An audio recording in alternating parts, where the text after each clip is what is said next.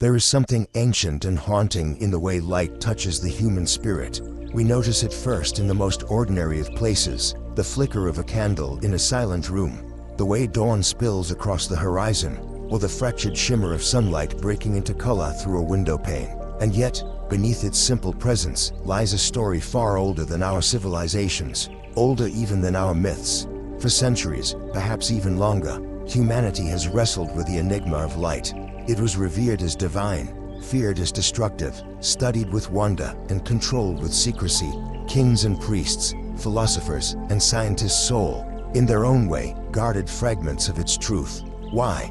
Because light was never just illumination. It was knowledge, it was power, it was freedom itself. To know light fully was to step outside the boundaries of ordinary existence, to glimpse the architecture of reality itself, and to recognize the hidden strings that move the world. When we speak of light, we are not speaking merely of photons, or the measurable vibrations of the electromagnetic field. To reduce it to such terms is like reducing love to chemical signals or music to vibrations of air. Light has always been both physical and metaphysical, a symbol that reaches across the borders of the seen and unseen. Every culture sensed this. The Egyptians crowned their sun god Ra as sovereign over life and death.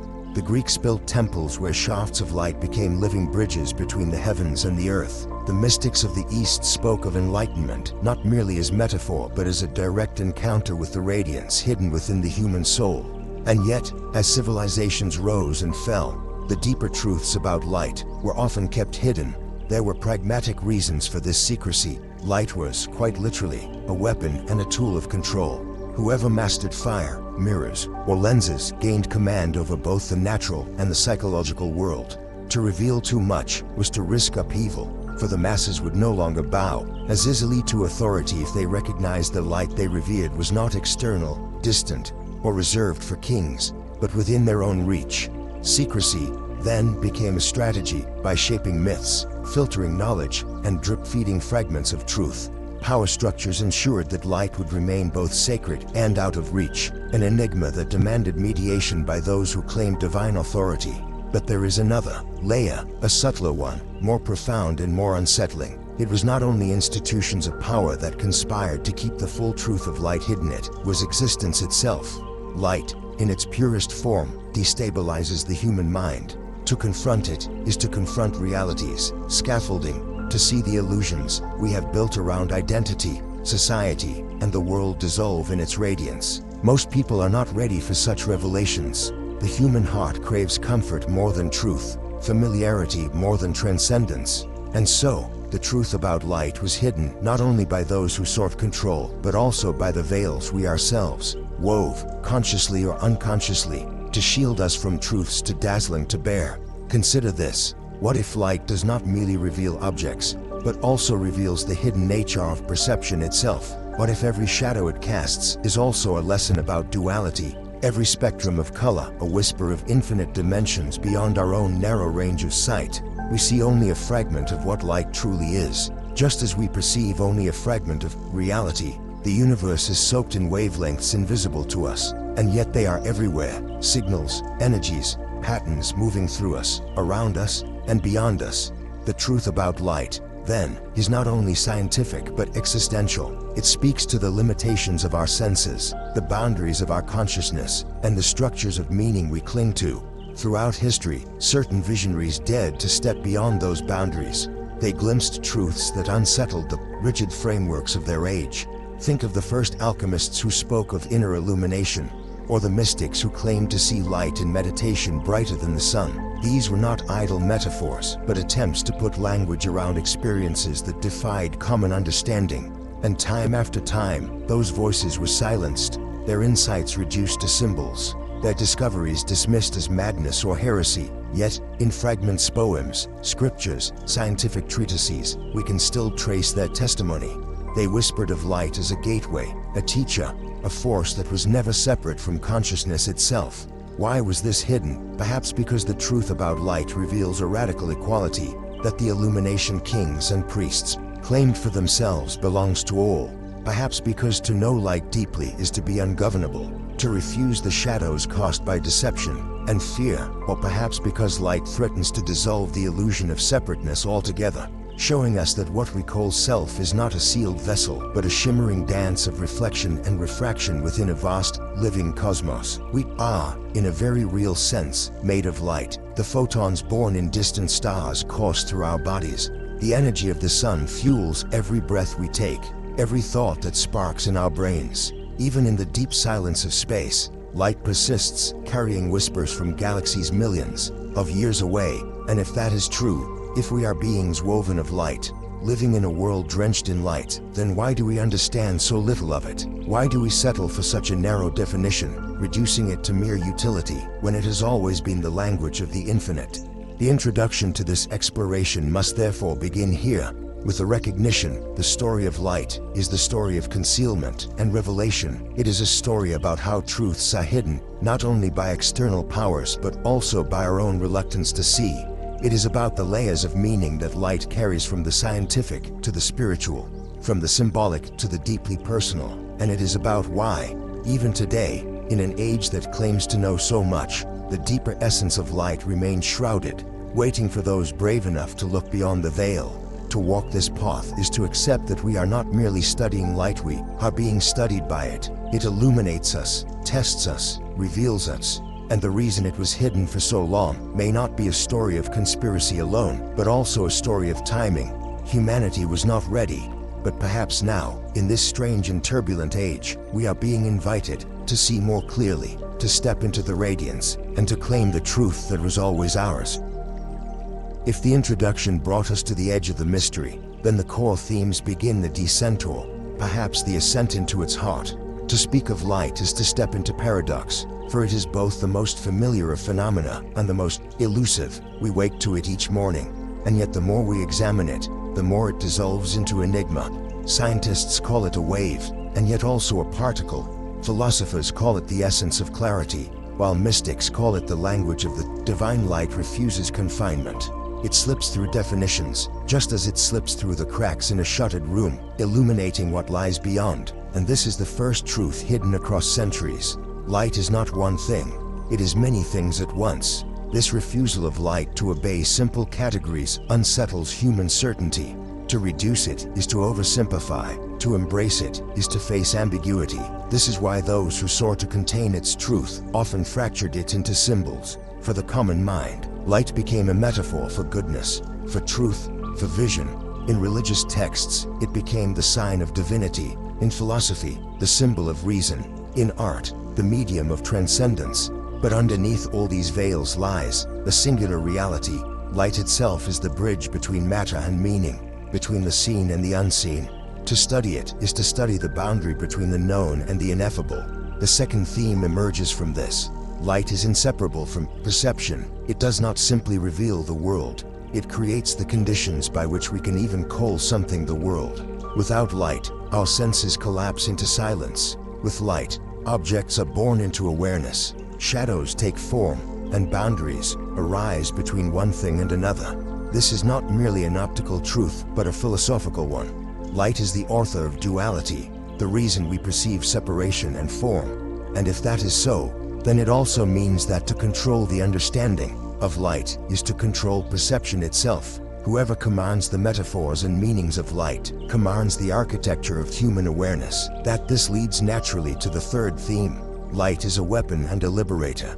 Across history, light has been used to guide, to heal, to also to blind, to deceive, and to dominate.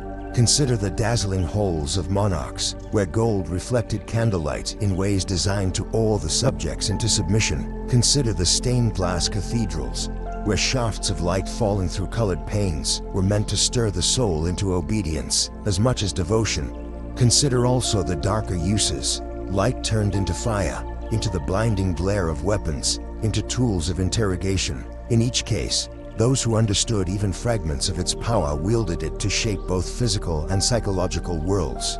To know light then was never a neutral act.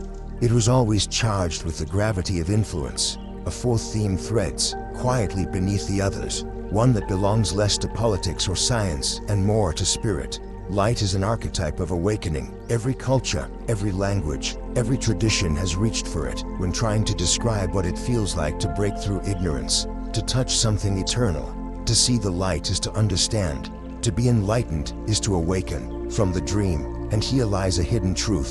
Light does not simply shine from the outside. It also rises from within. Mystics across traditions, from Christian saints who spoke of divine illumination, to Sufi poets who sang of inner radiance, to Buddhist masters who described the clear light of mind, all spoke of light as something intrinsic to the human soul. What was hidden across centuries was not simply the physical nature of light, but its inner counterpart, the realization that we ourselves are conduits of it. The fifth theme flows from this.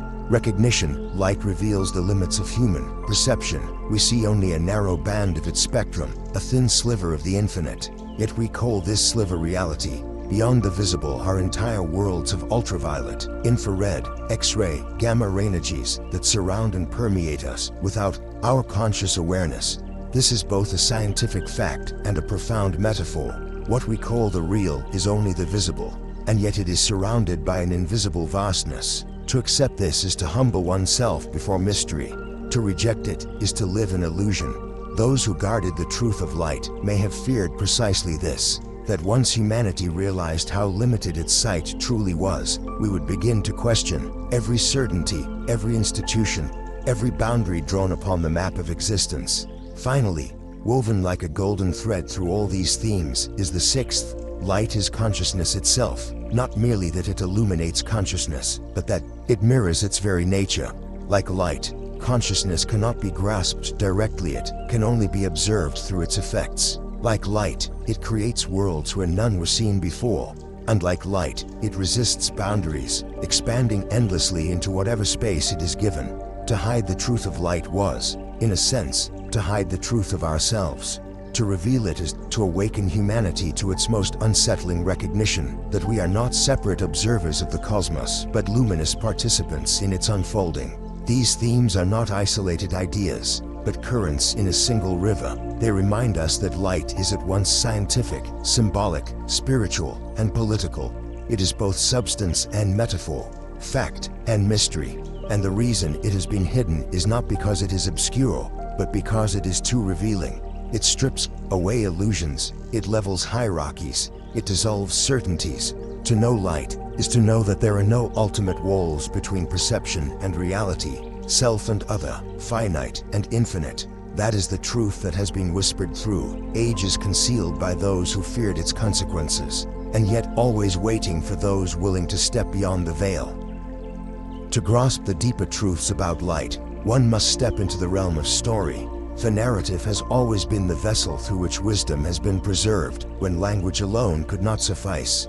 Across cultures and centuries, human beings cloaked their revelations about light within myths, parables, and allegories, stales that, on the surface, spoke of gods or heroes, but beneath the surface revealed something far more profound about the hidden architecture of reality. When these stories are revisited not as quaint relics, but as coded messages, a striking pattern emerges. Light is never just illumination, it is initiation. It is the force that guides us from blindness into sight, from ignorance into truth, and from illusion into awakening. One ancient tale tells of a people who lived in a vast cavern, where the only illumination came from faint glimmers reflecting off the walls. To them, those flickering shadows were the entire world. But one day, a wanderer stumbled upon a narrow passage leading upward. He followed it, struggling against the steep incline until he emerged into a realm of searing brilliance. At first, he was blinded. The light was unbearable, painful, overwhelming, but slowly, his eyes adjusted, and he saw the world as it truly was. Trees, rivers, skies filled with stars. He returned to tell his people, but they laughed at him, clung to their shadows, and refused to believe. Though this story is attributed to Plato, it is echoed across civilizations. The truth about light, these stories whisper, is that it disrupts comfort, it burns away illusions, and this is why it was hidden. Because not everyone desires the agony of awakening. Another narrative, less philosophical but equally symbolic, comes from the desert traditions, where tribes told of a sacred fire stolen from the gods. This fire, was not mere flame, but a spark of celestial light that granted knowledge, creativity, and power. The tale of Prometheus stealing fire, punished for daring to give humanity the gift of illumination, is but one echo of this motif. In every version, light is both blessing and curse, liberation and danger. It offers freedom but exacts a cost. The punishment of Prometheus was not simply a mythic warning against rebellion, but a coded recognition. To know light is to bear responsibility. To carry its truth is to live with a burden. For once seen, it cannot be unseen, and once carried, it cannot easily be set down. In Eastern traditions, light was often framed not as something stolen, but as something unveiled. The Buddha is described as the awakened one, his enlightenment often depicted as a radiant aura emanating from his being. Here, light is not granted from outside, nor stolen from jealous gods, but discovered as the very essence of mind itself. The Hindu Upanishads speak of the Atman, the self that is one with Brahman, as a light shining in the cave of the heart, beyond decay and beyond darkness. In these traditions, the story is not one of external theft or external revelation, but of inner recognition. The hidden truth is not in the sky, nor locked in temples, but within the human soul. And if such a truth were widely embraced, the hierarchies of power would tremble, for no priest or king could claim exclusive access to what was already dwelling in every living being. Consider also the symbolic narrative of the phoenix, that mythical bird reborn from fire and flame. Though often told as a story of immortality, it is also a parable of light's transformative nature. The fire that consumes also purifies, and in the blaze of destruction, new life is born.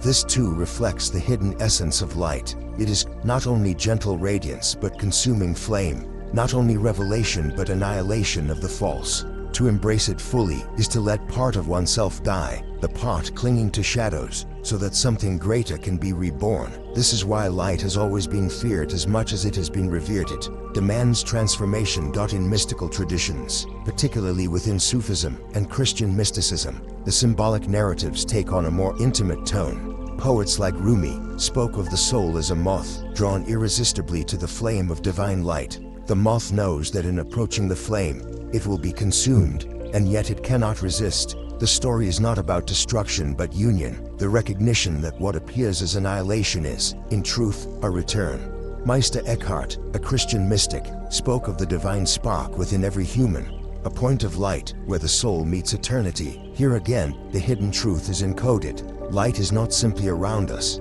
but within us, and our longing for it is nothing less than the longing to remember our origin.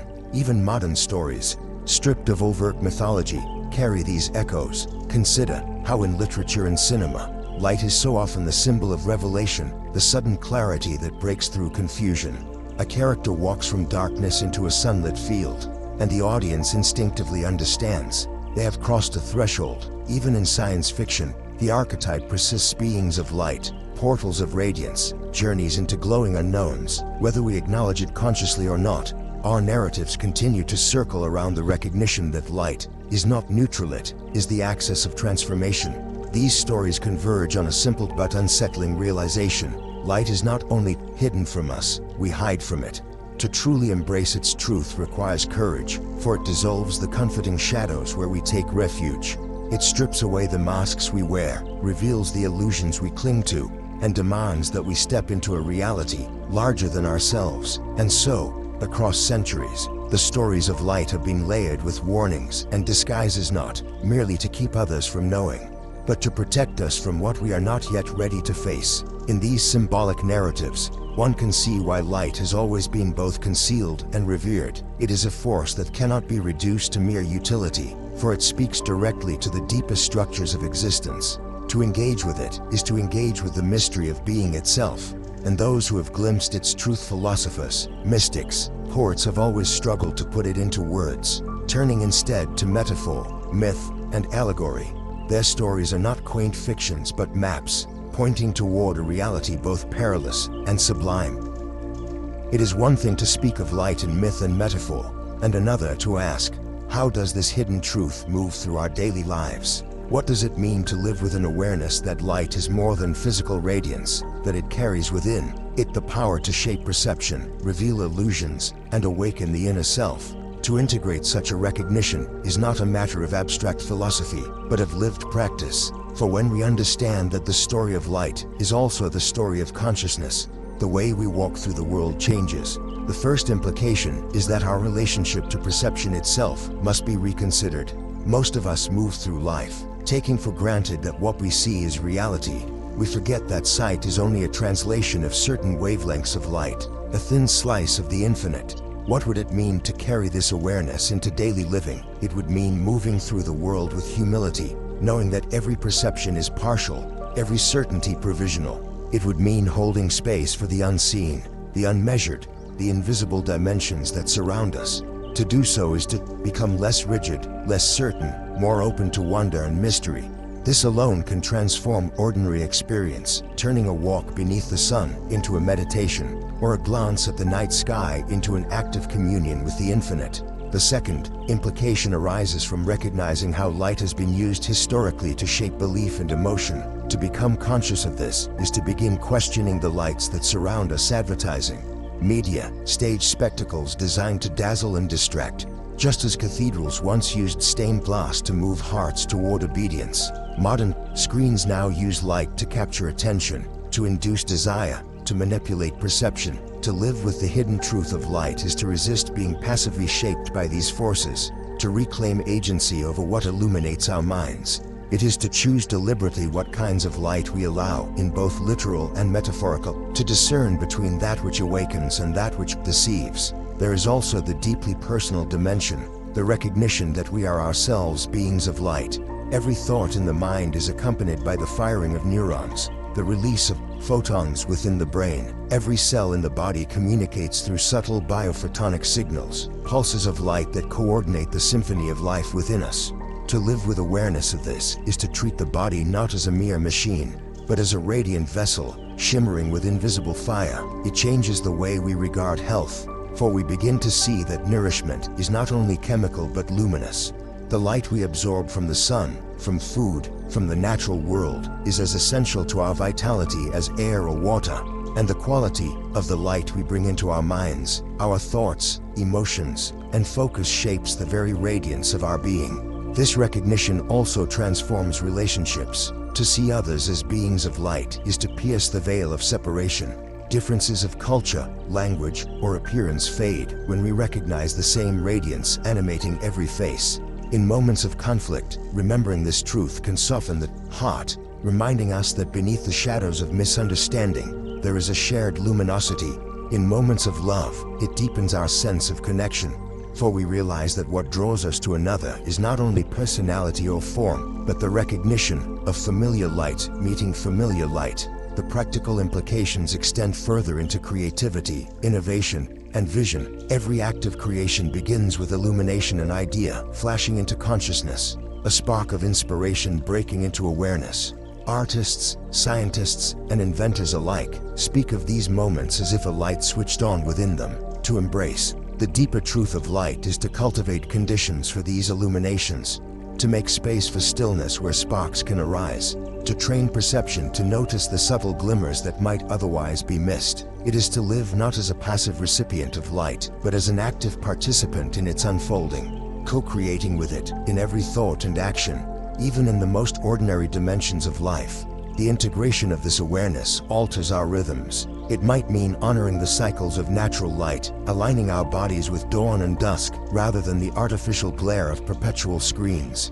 It might mean spending moments in sunlight, not only for physical health, but as a ritual of communion with the ancient star whose light sustains all life. It might mean lighting a candle in the evening, not merely for ambience, but as a symbolic act of remembering that within us too, there is a flame. These small practices ground cosmic truth in the tangible texture of daily living.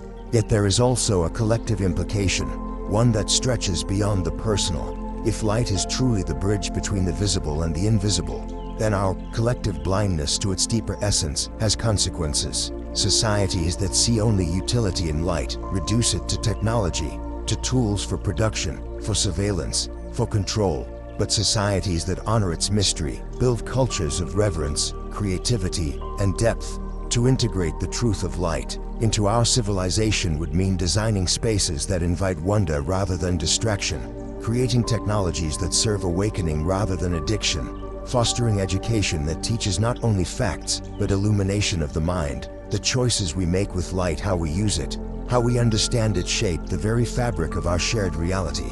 Ultimately, the real-world implication is this: the truth about light was hidden because it is liberating. It breaks chains, dissolves illusions, and awakens freedom. To live with this truth is to become luminous in both thought and action, to refuse shadows of deception, and to embrace a life aligned with clarity and radiance. It is not an abstract philosophy, but a way of being, choice renewed each day, to live as though we are not separate from light, but made of it, moved by it, guided by it. We began this journey with a mystery that for centuries, the truth about light was hidden. We explored its scientific ambiguities, its symbolic resonance, its mythic echoes, and its practical integration into daily life. And now, we stand at the threshold of a final recognition. The concealment of light's truth was never merely about control, secrecy, or power. It was also about readiness. For to truly know light is to be changed by it. And transformation, while liberating, is rarely comfortable. Light is not gentle in its revelations. It exposes what we would rather keep hidden, both in the world around us and within ourselves. It reveals the fragility of our certainties, the illusions we cling to, the shadows we mistake for reality. Yet it also offers something greater: clarity, awakening, and the possibility of becoming more than what we were. This is the paradox of light. It both destroys and creates, both burns and heals. And the reason it was hidden is the same reason it must now be revealed. Humanity has reached a moment in which shadows no longer suffice. The old veils are thinning, the illusions less convincing, and the longing for illumination grows stronger. With each passing day, this longing is not abstract. You feel it in the quiet hours when you sense there is more to life than routines and obligations. You feel it in the stirring of awe beneath a night sky, or in the way dawn colors the earth, with a promise too vast for words. You feel it in the unshakable intuition that there is a deeper radiance woven through existence, and that you are somehow part of it. This is the call of light, and though it has been whispered in myth and cloaked in symbol, it now speaks with urgency: awaken. The transformational call of light is not merely to admire it, but to embody it. To live as light is to become illumination for others, to carry clarity into confusion, compassion into conflict, truth into deception. It does not mean perfection, for even light casts shadows, but it does mean living with intention, recognizing that every thought, word, and action sends ripples of radiance into the world. It means choosing to be a lamp in places of darkness, a mirror that reflects the hidden brilliance in others, a window through which the infinite can be glimpsed. In practical terms, this transformation requires vigilance. It asks us to examine the sources of light we surround ourselves with, not only literal sources but also mental and emotional ones. Do the images, ideas, and influences we consume bring clarity or confusion? Do they awaken or numb? To live as light means curating not only the physical environment but also the inner landscape, ensuring that what illuminates our consciousness is worthy of the brilliance we are capable of. But beyond vigilance, the call is one of courage. For to follow light often means leaving behind the familiar shadows. It means questioning long-held assumptions, defying systems that thrive on ignorance, and walking paths that may isolate before they connect. It is the courage of the cave dweller in Plato's story who dares to face the blinding truth outside, even when those below mock his vision. It is the courage of Prometheus who steals fire for humanity, bearing the weight of punishment for the sake of liberation. It is the courage of every soul who dares to look within and discover that the radiance they sought in temples and teachers was already burning inside their own heart. This, then, is the essence of the hidden truth. Light is not elsewhere. It is not the possession of rulers or priests, nor the distant gift of gods. It is within you. It has always been within you. The concealment was never about its absence, but about your readiness to recognize it. And now, in this moment, the recognition is yours to claim. So, let this not remain merely an idea, a story, or a philosophy. Let it be a turning point. Step into the world today with new eyes, aware of the light that surrounds you and the light that emanates from you. Look upon others not as shadows but as luminous beings veiled in temporary darkness. Honor the radiance of the sun not only as energy but as a daily reminder of your own capacity to illuminate. And when you face the inevitable shadows of doubt, fear, or despair, Remember that shadows are not the absence of light, they are evidence of its presence, waiting to be revealed from another angle. The centuries of concealment have ended. The veil is thinner than ever. The truth about light is no longer hidden from you. It is here, in your awareness, in your breath, in the fire of your mind, and the pulse of your soul. The final question is not whether light will reveal itself, always does, but whether you will choose to align yourself with it. This is your call, not tomorrow, not in some distant future, but now. Live as light, become illumination. Carry the truth that was hidden not as a secret, but as a living flame. For in choosing to do so, you join a lineage stretching back through mystics and visionaries, poets and seekers, all who dared to bear the radiance, despite the cost. And in doing so, you help create the world that has always been waiting, a world where shadows lose their power, where truth shines without fear, and where humanity remembers itself not as wanderers lost in darkness, but as beings made of light.